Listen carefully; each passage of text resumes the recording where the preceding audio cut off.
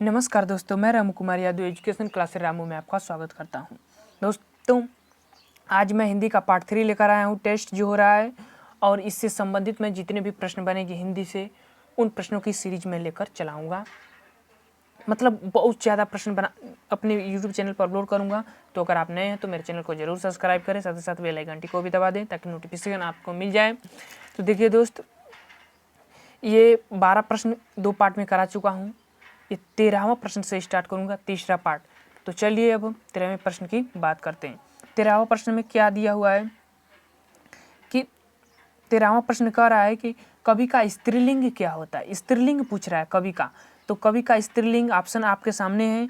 जो आपको ऑप्शन सही लगे उसी को टिक करिएगा। उसके बाद मैं अपने ऑप्शन को टिक करूंगा, तो आप मिला लीजिएगा आप सही टिक कर रहे हैं या गलत। तो इसमें जो कवि का स्त्रीलिंग होगा वह होगा ऑप्शन नंबर सी, कवई। ऑप्शन नंबर सी होगा। हाँ, ऑप्शन नंबर सी होगा, कवयित्री। इसका सही होगा कवयित्री। तो ऑप्शन नंबर सी है। प्रश्न नंबर 7वें पर चलते हैं, 14वें पर चलते हैं। प्रश्न नंबर 14 क्या कह रहा है, देखिए प्रश्न नंबर 14 ये कह रहा है कि हिंदी भाषा में कितनी बोलियां हैं। ये भी बहुत ही महत्वपूर्ण प्रश्न है। हिंदी भाषा में कितनी बोलियां। ऐसे तो आप लोग संविधान में पढ़ते हैं कि जो संविधान में हमारे 22 भाषाओं को सम्मिलित किया गया है, लेकिन हिंदी भाषा में कितनी बोलियां हैं, बोलियां कितनी इस हिंदी भाषा के अंतर्गत आती हैं। तो देखिए, अगर इस ऑप्शन के हिसाब से देखा जाए तो ऑप्शन नंबर सी होगा। यह 18 बोलियां इसके अंतर्गत आती हैं, तो ऑप्शन नंबर सी होगा। लेकिन एक बात का आप ध्यान रखिएगा कि बोलियां क्या होती हैं। तो जैसे कि ब्रज भाषा, मैथिली, भोजपुरी, मगही, ये सब जितनी भी भाषाएं, ये सब बोलियां के अंतर्गत आती है, हिंदी की बोलियां के अंतर्गत आती हैं। तो इन्हीं की संख्याएं, उनकी 18 संख्याएं होती हैं। तो ऑप्शन नंबर सी मैंने टिक कर दिया। अब प्रश्न नंबर 15 पर चलते हैं। प्रश्न नंबर 15 क्या कह रहा है। प्रश्न नंबर 15 ये कह रहा है कि तद्भव पत्रिका के संपादक का नाम है। तद्भव एक पत्रिका है और इस पत्रिका के संपादक कौन है। तो आप लोगों के सामने ऑप्शन है, टिक कर लीजिएगा। मैं ऑप्शन को टिक करने जा रहा हूँ। तो इसका डी वाला विकल्प सही होगा। डी वाला विकल्प अखिलेश।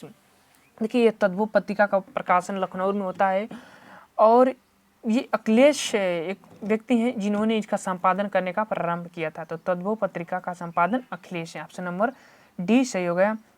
अब प्रश्न नंबर 16 पर चलते हैं। प्रश्न नंबर 16 क्या कह रहा है कि 12 वर्ष लो कुकुर जिये अरु 13 लो जिये सियार। इस पंक्ति किनकी पंक्ति है। तो मतलब कह रहा है कि 12 वर्ष कुकुर जीते हैं और 13 वर्ष सियार जीते हैं। तो इस पंक्ति के लेखक कौन है, मतलब इस पंक्ति का लिखा कौन है। तो ऑप्शन आप लोगों के सामने है और मैं इस ऑप्शन का टिक करने जा रहा हूँ। जगनिक है इस पंक्ति के लेखक, जो है जगनिक है। तो ऑप्शन नंबर डी सही हो जाएगा। तब अगले प्रश्न 17 पर चलते हैं। प्रश्न नंबर 17वां है कि निम्नलिखित में से किस देश में हिंदी भाषा का प्रयोग लिखने एवं बोलने में किया जाता है। निम्नलिखित में से किस देश में हिंदी भाषा का प्रयोग लिखने और बोलने में किया जाता है। हिंदी भाषा का प्रयोग, भारत से बाहर की बात हो रही है। तो ऑप्शन आप लोगों के सामने हैं। तो मैं इन ऑप्शनों में से टिक करने जा रहा हूँ। ऑप्शन होगा डी वाला, मॉरिशस। मॉरिशस सही होगा। मॉरिशस में हिंदी बोली और लिखी भी जाती है।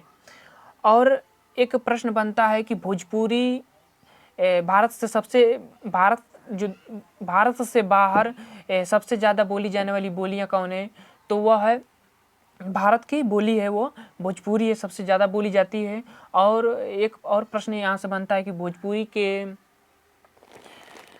मतलब कि शेक्सपियर कहे जाने वाले कौन व्यक्ति हैं। तो वो भोजपुरी के शेक्सपियर कहे जाने वाले व्यक्ति, और उनका नाम है, नाम आ रहा ही नहीं रहा है। चलिए, नाम आएगा तो मैं बता दूंगा। तो आगे चलते हैं अगले प्रश्न पर। प्रश्न नंबर 18 क्या कह रहा है कि निम्नलिखित में से मौखिक अभिव्यक्ति का रूप है। मौखिक अभिव्यक्ति का क्या रूप है। ऑप्शन आप लोगों के सामने है। इस ऑप्शन का सही होगा आंसू भाषण।